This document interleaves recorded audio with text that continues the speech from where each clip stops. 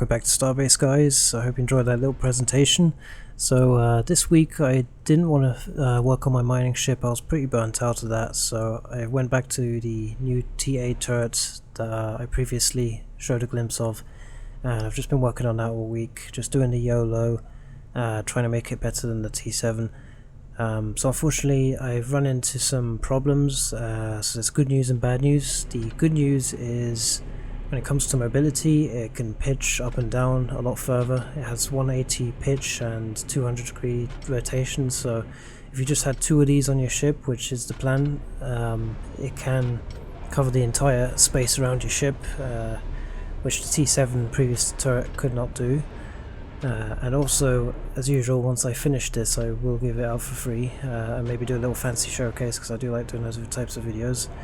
But there has been some setbacks, and I will have to maybe revamp the whole thing, we'll see, but we'll get to that later. So I'll just show you the insides first. So there's a hatch in the back of the turret that opens up, and you've got all the rotators there, obviously.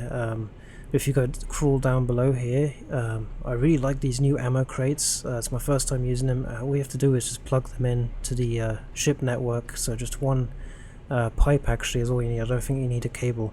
So just one pipe from these large ammo crates, and they will automatically feed into your weapons that use the same ammo type, and you just have a lot more ammo storage than you did previously with the ammo drums on the guns.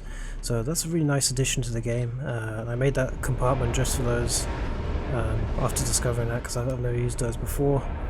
And I've got a little hatch here as well, so you can enter the turret and go inside and make repairs. Again, you have to kind of crawl into it. It's a little bit finicky, but you know, it's a tight squeeze getting in there. But yeah, you have access to all the designators, most of them, and the guns as well if you need to make replacements or repairs. So yeah, that's pretty much the good news. So here's the bad news. There's been a slight problem with tracking. Sometimes it just jumps back, like shown here. And in addition to that, I was misinformed about the range, laser designator range. I thought it was 5 kilometers, like here in the item description here. But it turns out when I did some more research and I looked online and talked to some players, I realized that it's always been 1 kilometer apparently. So I don't know why it says 5 kilometers in the description in the designer, because I kind of planned it to be longer, but that's okay. I think in PvP people can't really see ships past 1 kilometer anyway, so even if it only has 1 kilometer range, I think it will still be a lot of use, because as I've shown in my previous turret video, it can still shoot quite far for 1 kilometer, so we'll just have to stick to 1 kilometer, unfortunately. But it's kind of weird though, because when it comes to wireless communications with the designators as shown here, I can send a probe out with its own designator pointed at itself, and I can accurately communicate with it and read its distance.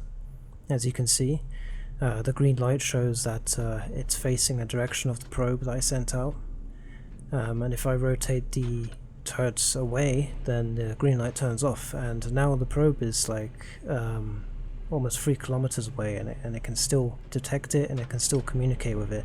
So it's a bit odd that the rangefinders can't, the laser designators can't see so far, but you can still have wireless communication. So I don't know, maybe in the future it's possible we can make some sort of drone that can travel further than 1 kilometer away if you're still able to communicate with them at 3 kilometers. I don't know, it's a bit weird, but for now it looks like I'm limited to 1 kilometer when it comes to the laser length, which is what I need for the turrets.